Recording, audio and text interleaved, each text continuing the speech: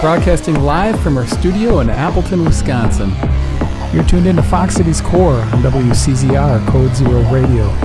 We're the show that gives you an opportunity to call in and be a part of the show. Our call-in line is 920-358-0795. Core.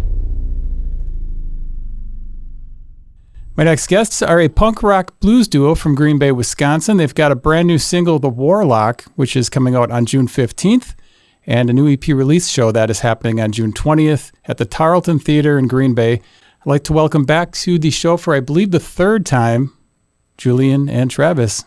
How are you guys doing today? Doing great. Better that now that we're here in the studio, in a nice studio. And I mean, not that I don't like your basement, Andy, but you spend too much time there. Maybe, I don't know. You can only spend so much time in somebody's basement,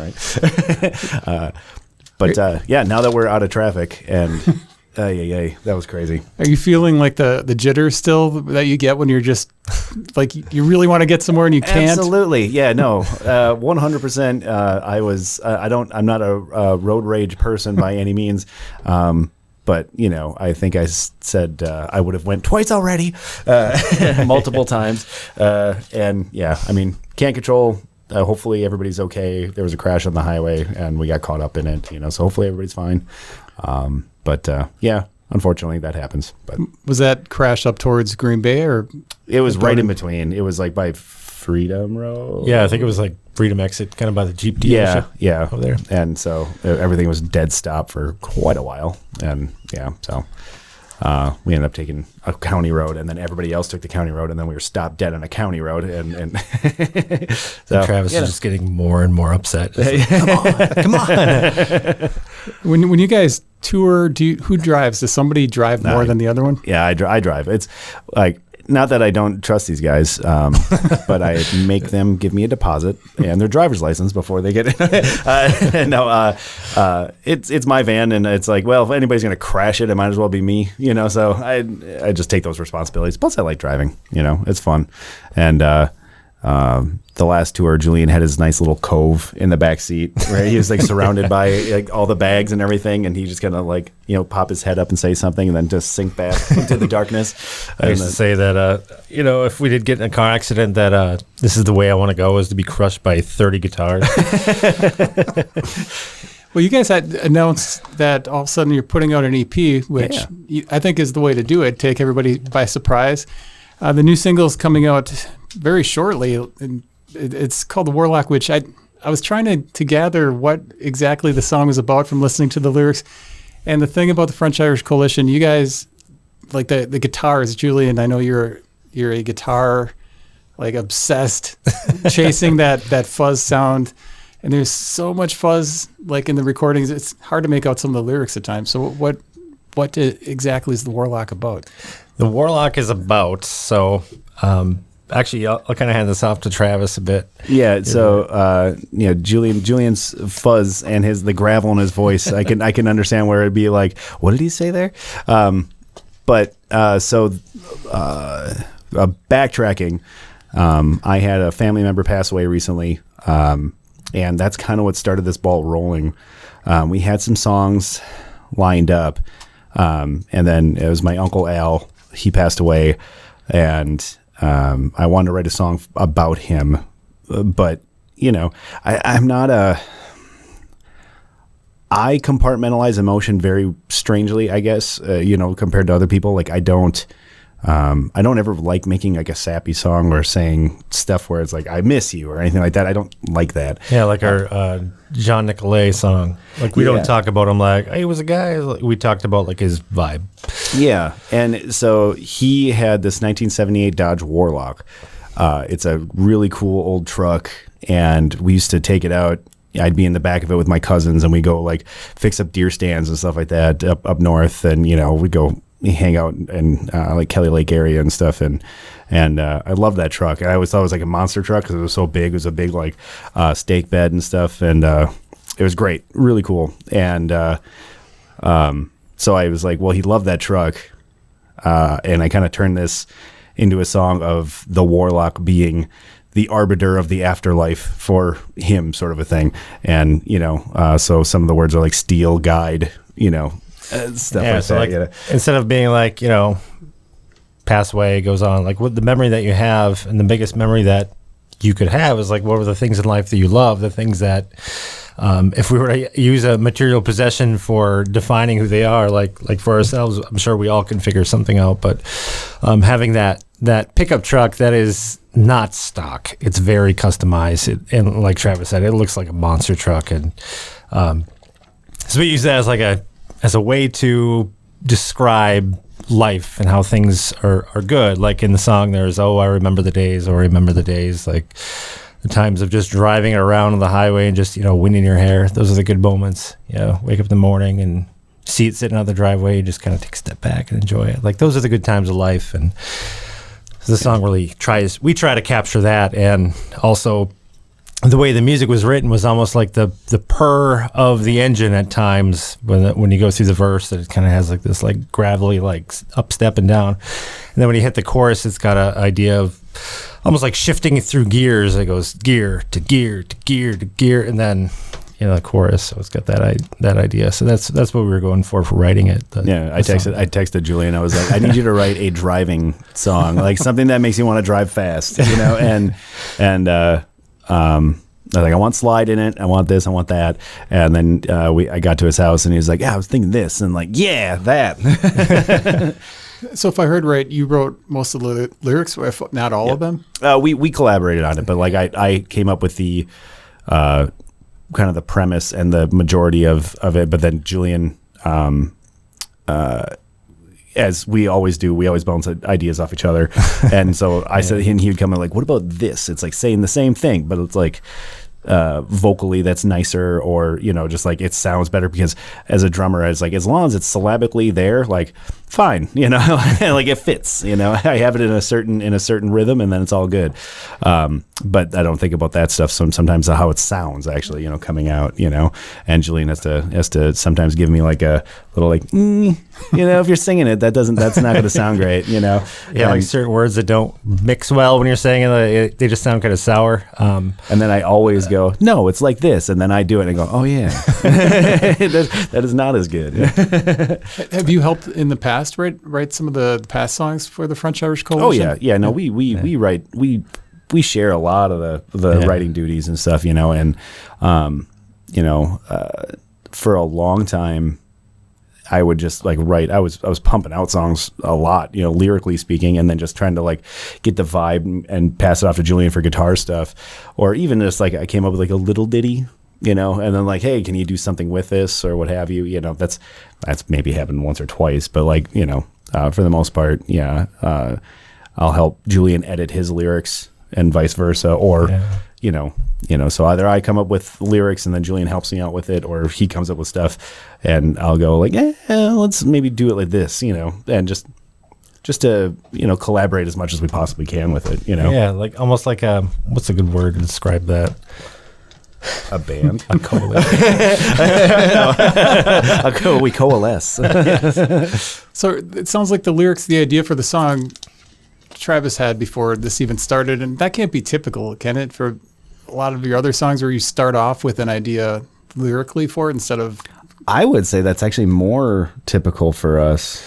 Yeah, we actually, a lot of times the songs will come up with like a code name for it.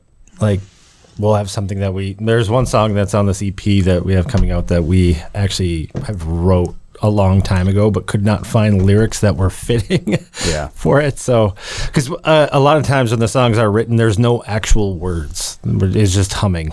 Like I think I was listening to Metallica demos. They do the same thing. You hear the songs you're used to hearing, but then there's no lyrics. They're just kind of humming it. And it kind of sounds like they're trying to find out where it's got to go. So we kind of go off of that, and then trying to find the words that fit in place. But typically, it's something. I shouldn't say typically. It has happened a lot in the past where it's something where Julian comes up with something, and then I'll go, "Oh, I have something in a notebook that fits that," or something that we can kind of like break it down and put it into the song. It does happen a lot. Yeah, it does. Yeah, that happens a lot. But lately, though, I will say it has been, not to just constantly contradict myself. I'm a living contradiction. But lately, it has been more like write the song, we get this cool lick or whatever, and then like, okay, what are we writing about? What does that make us? How does that make us feel? And like the song that Julian was just referring to, we had lyrics for it a long time ago. We even have a couple demo versions of it, and then we listened back to it and went, no, gross. Did we find you had mentioned that there's a part of the song that no longer exists? It sounded like something else. What was it? It was Billy Squire. The middle that was it. Everybody wants you. I think the middle part was just the middle part was the middle part of Everybody Wants You by Billy Squire, and I was like, oh yeah, we have to rip this apart. We can't do this. It was one of those like juggling, like I don't know where to go with this yet. And like I said, this was like many years ago. Yeah. I want to say like 2012. Yeah, probably 2012 when the original riff was written. Yeah. And then now it's gone totally different. The first riff is the same, but the rest of the song has totally changed Completely. Yeah. Yeah. We've also been making everything longer lately, and I don't know if that's just like I don't know if that's like us growing. I shouldn't say growing as musicians, because sometimes like it doesn't matter like how long the song is, but like I feel like we're slipping a little bit more into like the instrumentation of things and like allowing it to breathe a little bit more, as opposed to like 4 times play said riff, then sing verse, then sing chorus, then sing verse, then sing chorus, then solo, then chorus again, and then out. And that I won't say that was our formula, but we did that a lot. Yeah. It was just kind of like that just felt right. And now it's like, see, yeah, and like now let's let it. I don't know. Let's see where it goes. Let's make something else up, or let's put a different vocal hook in there. And Julian's been teaching me a lot about harmonies, singing wise, because I'm not. I've sang backup vocals in the past, but just where it's like that sounds fine, it's probably good. Here I am just going, no, do it again. Yeah, do it again with like an old ruler. You're getting pretty wild back there too, Travis. So you probably have to time out your head bobbing and stuff with the right time to sing in the mic. We found this out the other day because this is the first time. Like again, surprise EP. And the EP. So the EP is called "What a Time to Die." And the Warlock is the single from it, but it just we like, look, we have 5 songs, let's make it, let's go, and when did you start recording it? Like a month ago. Actually, we actually made full demos on purpose because for one, it was a good way to like source how am I going to record this one now compared to the Ten of Swords, right? So we tried this new process. We recorded it live with mumbling lyrics where we just play the instruments, added the vocals in. But once we got that down, we were able to kind of hear and make edits and say where we want to go with the song for the final recording. And then we did the final recording I think it was the end of, I think we started May 25th. And it was like March when we did the demo. We were doing it week by week. We were doing a song. So yeah, it took us about a week to do it, and then a full week to edit and master on my end, and then it was done. Yeah, we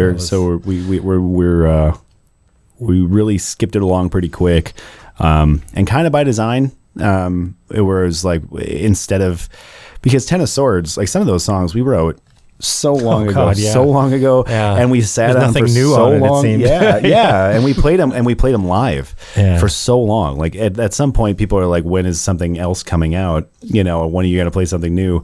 And it's like, I don't know, sometime, And so for this one, we were kind of like, "No, okay, we're not playing it live.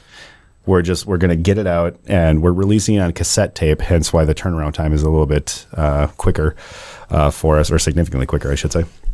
But Cryptic Carousel out in Oregon is putting it together for us, so fantastic.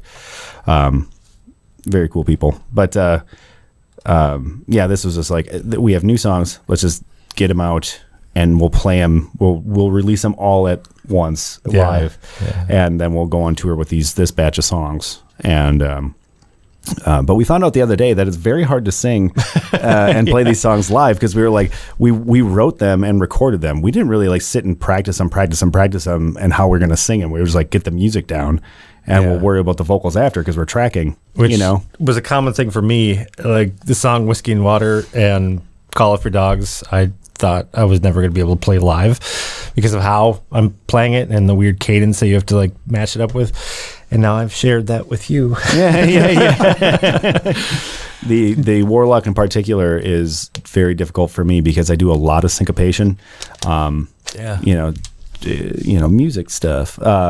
But it swings. Yeah, and but it's really hard to keep like the vocal pattern going when I'm trying to count off like an offbeat cymbal hit and stuff. And I'm like, we took the Black Sabbath Volume 4 route where we made the vocals its own melody. Then the music behind it is different.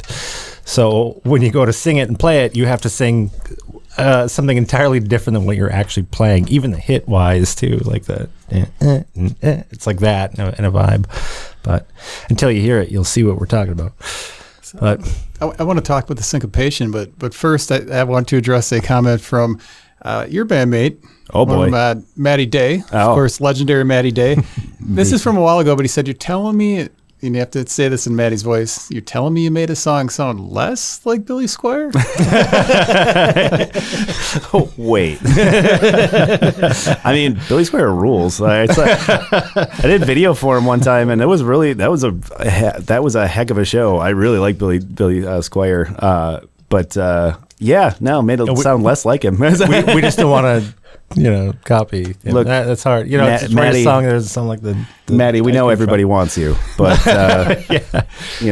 we're playing in the dark here. And Shelby wants to know, how do you not get Django vocals in the mix?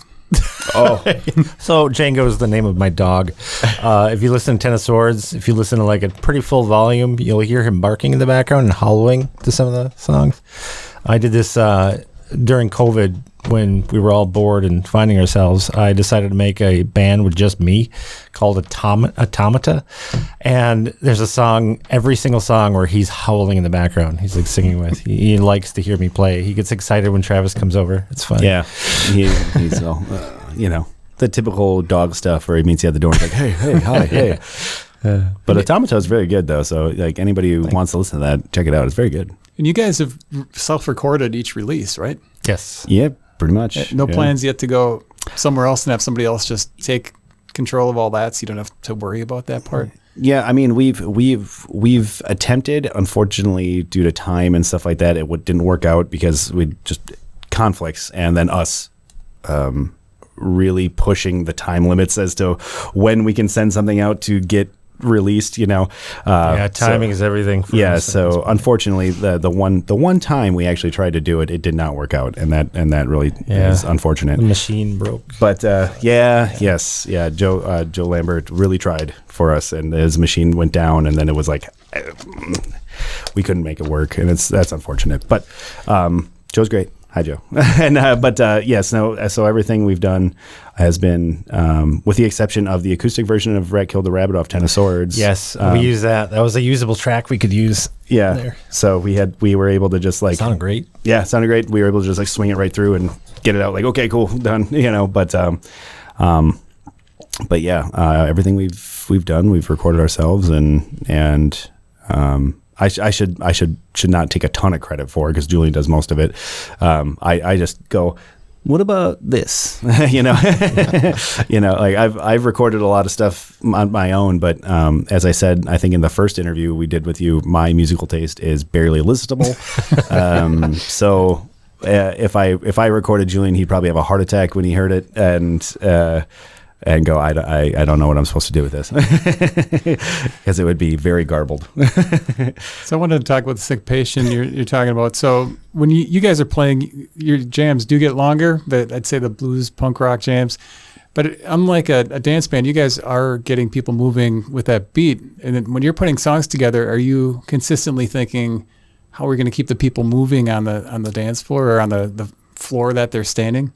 I think that we keep a certain sensibility about it, we've had to shoot each other down on ideas for like making something a little bit weirder or something like that, where it would get too out of place. I had this weird idea. It's not weird, like plenty of bands do it, but I was like, okay, Julian, I'm going to go 11/8 and then 15/8 time, and then it's going to go like the toms are going to switch like this, and it's going to sound cool because it's going to be like this, and then we did it, and it was like, well, we just got lost in the entirety of that mess. That's not going to happen. We think a lot of this stuff through, but I mean, we definitely are trying to keep everything moving too. For sure. To keep the whole idea of, a blues punk band is like, you had the blues feeling, but then the punk rock like attitude and attack to everything. So yeah, we want to keep a show going. We try to bring the noise, bring the party, bring entertainment. I think we actually really write with the idea of if we hear it, we go, oh yeah. And then that's probably a good thing, You got to feel it out. Like every piece of some of the songs have like an emotional expoundment to it. So once the EP comes out, I'm sure there's gonna be a lot of questions on why'd you guys do that and this part and this and that, and reading deeper in the lyrics, which we're trying not to go too coded. I'm sure the Warlock was confusing, and yeah, that the vocals kind of blow up at some point, but. Yeah, just all about the emotional change and shift that, we want to have a song that makes you go like, hell yeah.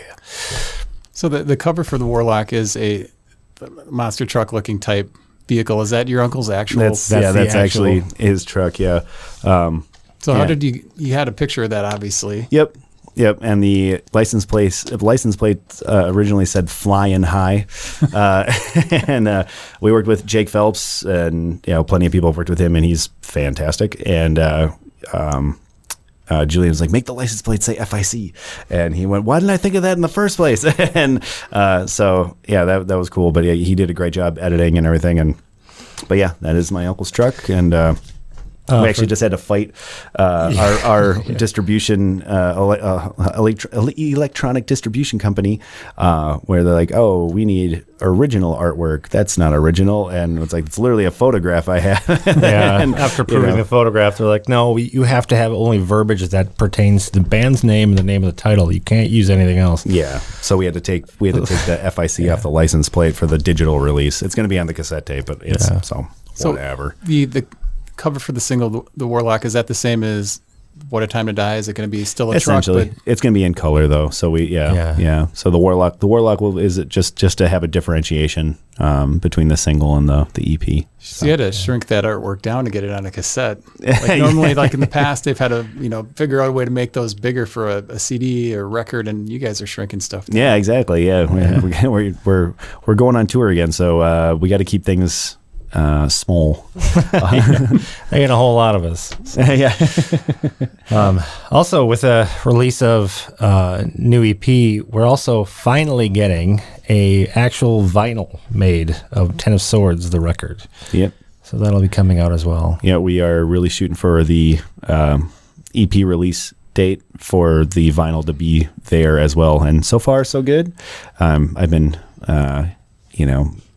jumping all over their backs, I'm sure, to make sure we get it there on time. But, vinyl takes a long time to make, and we got it out presumably on time. I know Matty Day had issues with that as well, getting it out on time and everything like that. And he got it, but, there were issues. But so far, so good for us to have Ten of Swords on vinyl as well. So that'll be great. We've never put out a vinyl. It'll be great to have a nice 180 gram. High quality. So besides the waiting game, what other challenges came with getting that vinyl ready to go? Oh, I had to remaster everything. Yeah. for a vinyl release. We actually have a different version of a song that's on the vinyl. And then we changed the lineup of the songs as well, just to make them fit, not very drastically, but that, and then, of course, timing. But then we had such a focus on this new one. We actually were intending to make another album immediately, but then we just switched it to an EP because that's a lot of work. And then when the Warlock idea came, that was kind of like a bam. Okay, there it is. Yeah, it's now an EP that has to do with these songs, and and then we're gonna move on. And we still have other songs that we're writing. Yeah. That are going to go on other things. So next album, the other songs would be on there. But we're shooting for. I don't see us slowing down from here. We'll probably talk about tour stuff at some point here, and we'll have a little teaser for other things to come.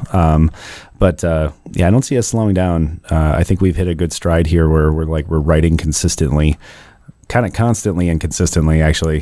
So it's been really fun to get new stuff out at a quick pace, and we're also hitting the recording stuff has been significantly better as well from our end, where we're getting nods from people saying like that sounds really good, and it's like, okay, good, hey, you got it. So this Frank Anderson, Appleton, Wisconsin music legend, posted recently, coincidentally, that the sound of cassette is superior. He liked the warmness of that that sound. Do you think you're going to get a lot of people that are chasing cassettes at this point, or do you sense there's going to be a little bit of pushback where people want to get away from that, or they don't have cassette players?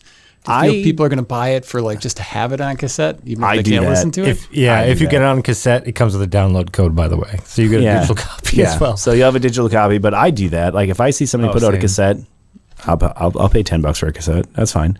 I think it's fun to have the artwork, to have the thing. I don't listen to CDs either. I have CDs, but I'll buy one from somebody, whatever. I'll throw it in the car and listen to it and stuff. But I typically don't. I stream most stuff, or I listen to a vinyl. I want to get a tape deck because I have plenty of tapes. I have one. You can have. Oh, thank you. I have an extra one. Well, I'm going to take it from your house when I drop you off. Well, the problem when you're trying to buy one at a thrift shop or something, you don't know if it works half the time until you get it home. Yeah. So Julian might just be waiting to dump off a big old... an old TX, something or whatever. I think I only bought it because it was cheap, and I knew it was a good one. This is the Sony Master Blast. They made it in 1983. Marketplace sells them all the time, too. Yeah, so, I mean, dangerous. I do love cassettes, so I mean, I had cassette players in all my cars up until fairly recently, because I only drove POSs. And I'm talking about Logan at home remembers the Mariner. Whew, that thing was rough. Yeah, but so I listened to cassette tapes all the time. I had my Brooks and Dunn, tapes, and then I'd have my Bee Gees, because yes, I listened to the Bee Gees, and but then I had Nuclear Assault on tape, and I had a bunch of crazy metal stuff too. That's metal and weird. I think that's what it is. I think it's the subgenres that sound are do the best on cassette. Punk, metal, alt country, something like that. If you see somebody, toting around a cassette tape and you're one of those weird in between genres, you're like, yeah, makes sense. What was that Tascam that you have? We used to record off of a Tascam tape 4-track. That's what we used. Tascam Porta Studio 414 or something like that, or MK2. I think maybe it's the MK2.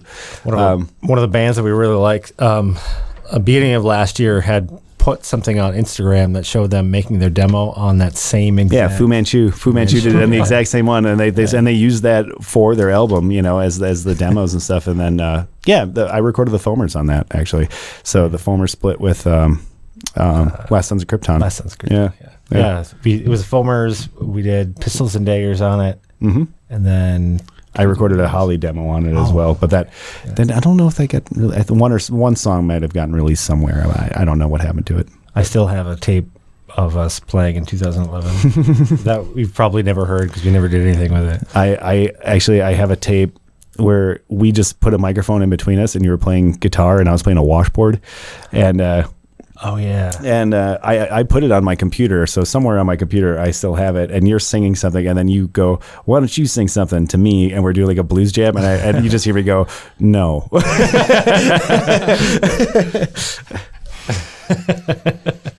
We are joined by Julian and Travis from the French-Irish Coalition, and we're talking about a new single that they have coming out shortly called Warlock, and then they're going to have a album release show at the Tarlton. Let's talk more about that. So obviously you put out a release, you want to play some shows.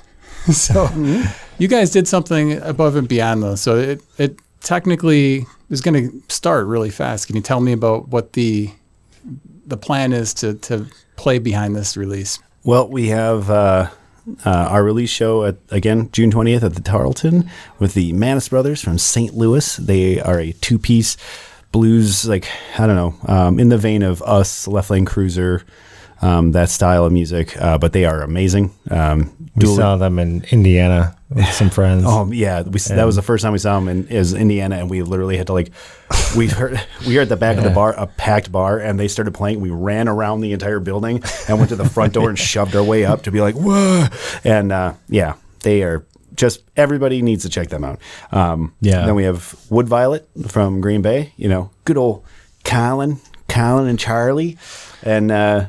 You might know them from also Modern Haunting. From Modern Haunting, yes, of course. Also, they're managers of the Balcony Brothers, this 70s band that we don't need to talk about. I don't want to talk about that right now. The words Carlos Champagne shall never leave my lips. I did it again. Dang it. Yeah, he hit my car with his boat.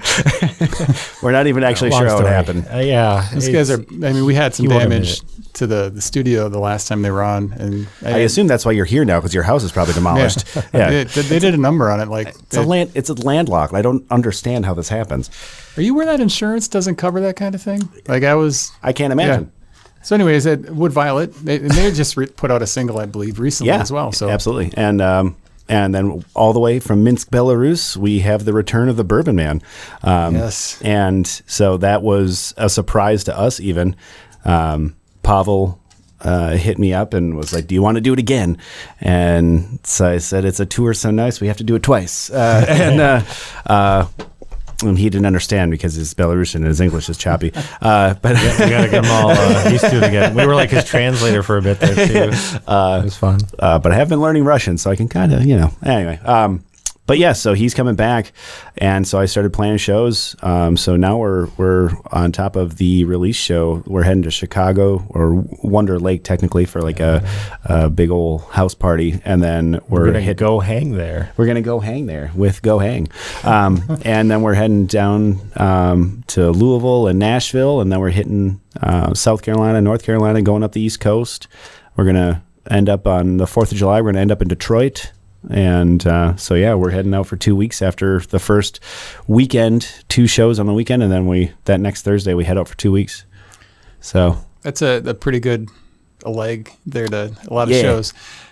Starting it off at the Tarlton, of course, you guys were there for the Bammies. Mm-hmm. You performed there. What kind of feeling do you get playing a stage like the Tarlton? It's a really nice place. It's a vaudeville theater. It's obviously meant to be performed on. I don't know. I think it's such a nice place as far as like how it feels to play, and especially when you have a nice group of people right up front and everything. It's like it's not where you're way above anybody, but you're not ground level either. You got like good eye level. I like that about it. That the eye level, the sound, you can make it sound real good. There, we actually spent a lot of time there. We did the song fest too, where we wrote songs. When is that stuff going to come out? Oh, hopefully soon. Yeah. I know David Wani was working on it. Everybody did a very good job. It was really interesting. I was one of only a couple drummers really. So I kind of had to get bounced around and stuff, but Julian got bounced around too for different things. And every time we had, I was in a group, so you'd get thrown around different groups. It was literally a spin the bottle kind of vibe. Take a bottle of Jameson. Literally, yeah. And we kept making jokes that, oh no, we forgot to recycle our bottle of Jameson. Sorry about that. But yeah, they throw you in a group of 3 at the time, and you spin the bottle, and you'd be like 3 guitar players or 3 bassists and so forth. But every time you had a song, you could still grab other people from other crowds, and I always had to pull them with. Yeah. How was the songwriting vibe within the groups? Were there people that were just like not really contributing, or did everybody pretty much contribute as far as the songwriting goes? Everybody was, we were all there for the same reason, right? So I feel like everybody was open to it, You remember like high school, you get put into groups, it'd always be like a couple people that would just kind of... Yeah, don't get me wrong, I hung out in the bathroom and smoked cigarettes the entire time, but... the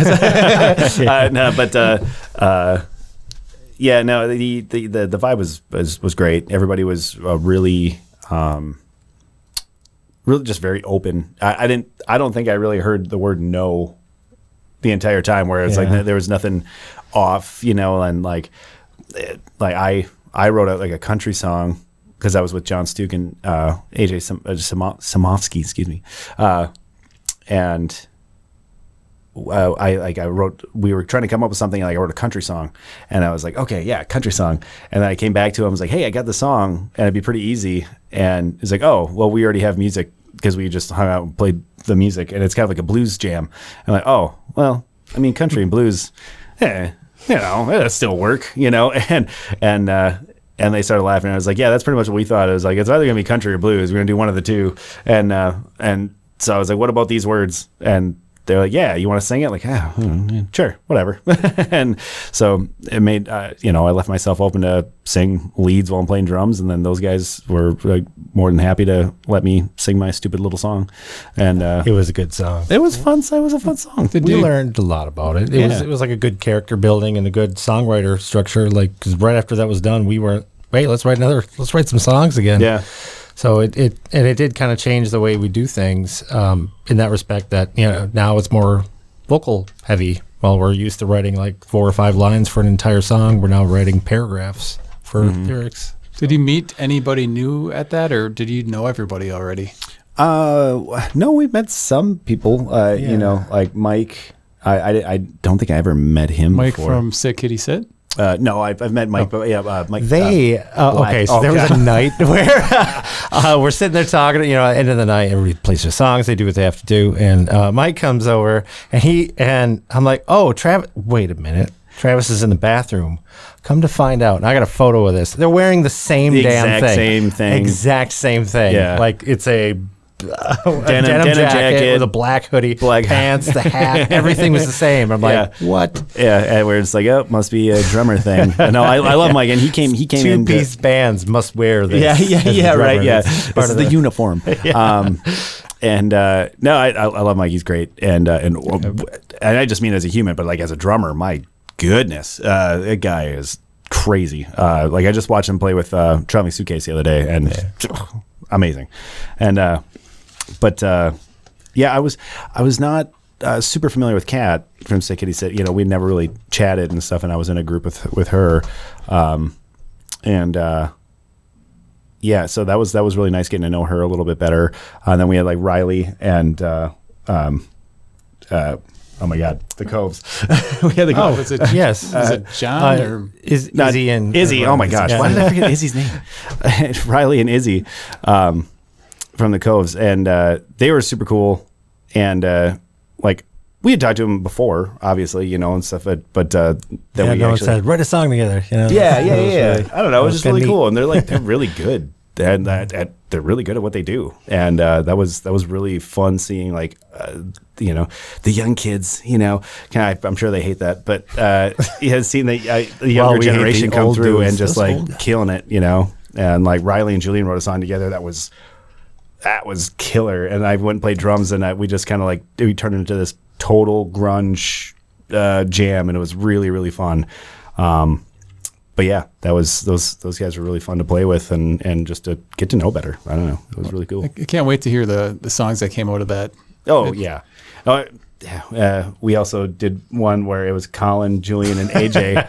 AJ's like, let's make an 80s hair metal band song, and I went, lights on. All right, cool. Then him and I come waddling up to Colin, who's working at the time. He's doing the recording of somebody else. I'm like, hey, Colin, we're gonna do an 80s hair metal band. He's like, great, I'll grow my hair out. And that was a blast. And then Julian's like, you have to play drums on it. Like, okay. And so complete with a breakdown. Yeah, so it's it's great. But yeah, can't wait for that to come out. That was super fun. Excited.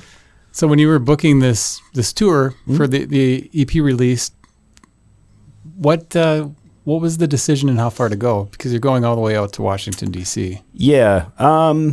There was a different route originally, but we just wanted to get Was out it like east. Google Maps and then you see where the route goes and then? Yeah, kind of. Okay, so my process essentially is get cities that we would like to play in. And then like we had Pittsburgh, we had DC. I had it all the way out to Boston, and then figuring out that time that it would take to do that turnaround, because we also wanted to head down south, so a little bit at least, so it was like that might not be feasible. So basically, time from city to city, all around time, is that feasible? And then amount of stops, like, if we're going out for 2 weeks, we want to plan for 2 weeks then, and essentially I start going I start getting on the internet and what's the scene like here? What are the venues? I start researching and I find out that, I don't actually know this, so don't take the people of Pittsburgh. Do not take it this way. I know you got Aaron Rodgers now, but I don't you said the Pittsburgh scene is not great right now, or it's more of a hardcore scene, and we wouldn't necessarily fit in. Okay, so maybe not Pittsburgh. Maybe we'll go out to Youngstown. That's where we went to Youngstown, Ohio, instead of Pittsburgh, and it had nothing to do with previous things. It was just with the West Side Bowl, which is a great venue, and Julian was like, "Oh, I really want to play that venue." I was like, "Okay, so we won't do Pittsburgh. We'll do West Side Bowl." We originally had Charlotte on the list. We were actually going to play with Lie Heavy, featuring the former singer of Corrosion Conformity, which I'm still a little bit. Little ticked we didn't pull that one off. We can always go back. We'll go back. There's time. There's always time, to quote The Mask. It's essentially that, and then Logan and I, God bless her, they'll stay up all night with me going on Reddit going, what about this band? What about this town? What about this venue? And I'll go, yeah. And then, just go through all the pictures on Google and, check out. We had a lot of almost bookings of some very interesting places, like the Wizard Saloon in Hickory, North Carolina. Just a total, Logan's like, they have music and it seems like a party, but I don't know if it's safe. And I was like, to heck with safe. This looks like fun. We got a guy from Belarus here. We have a Belarusian. What are they going to do to us?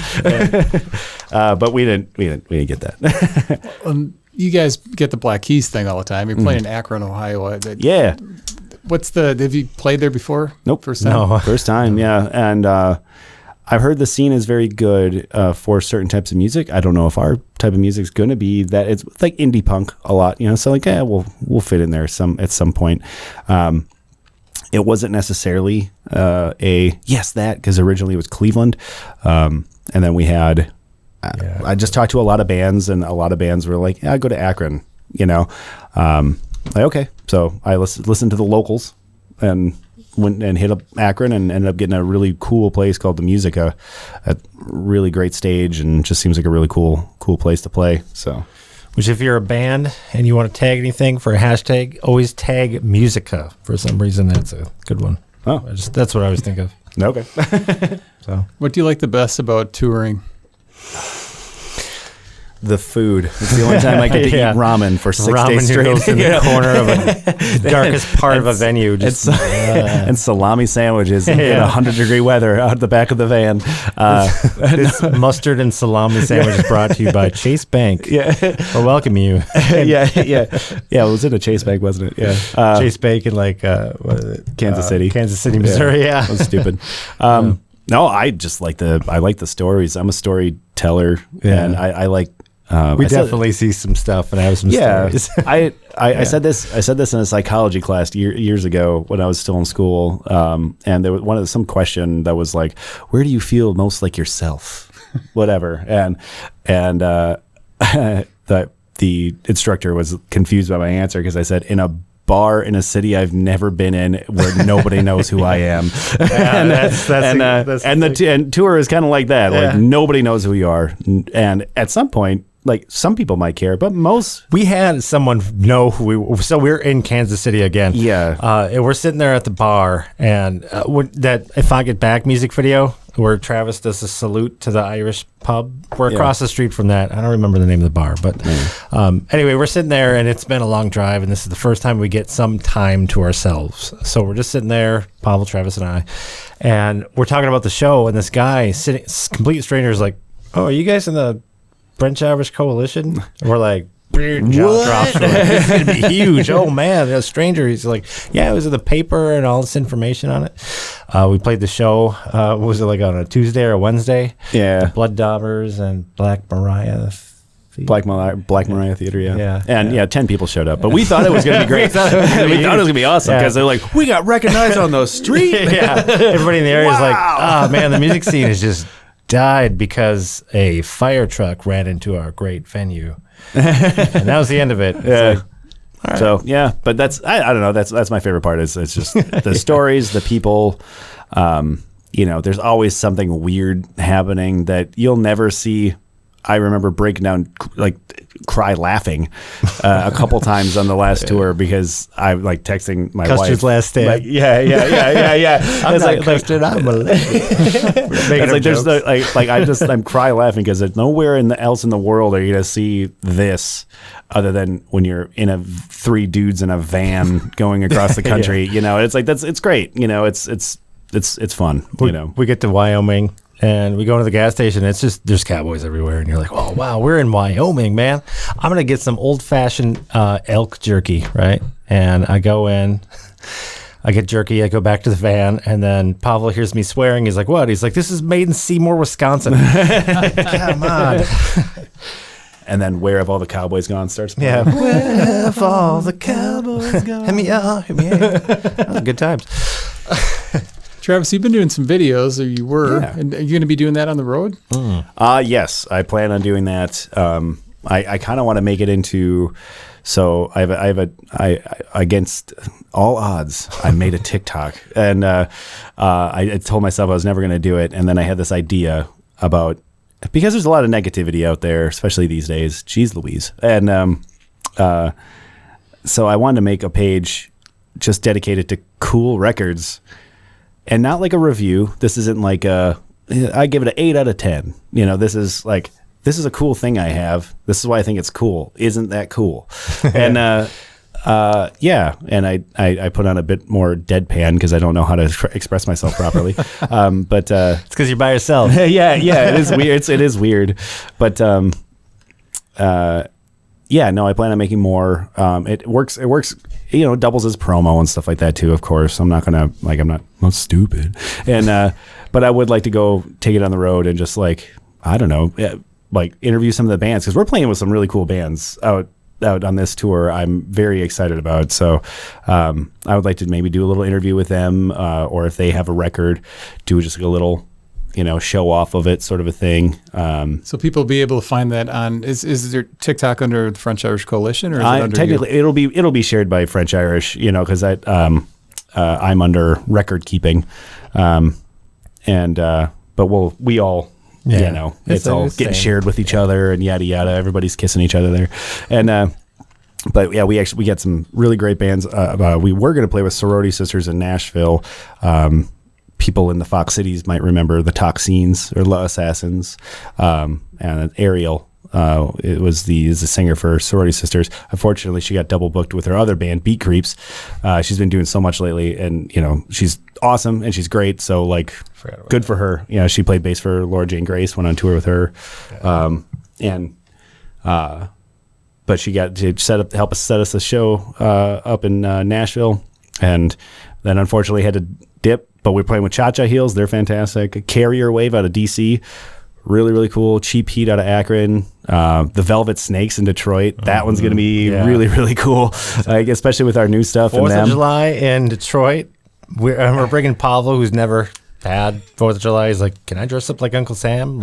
Everybody dresses up like Uncle Sam. He's got a pair of American flag hot pants, and he plans on wearing them. Yeah.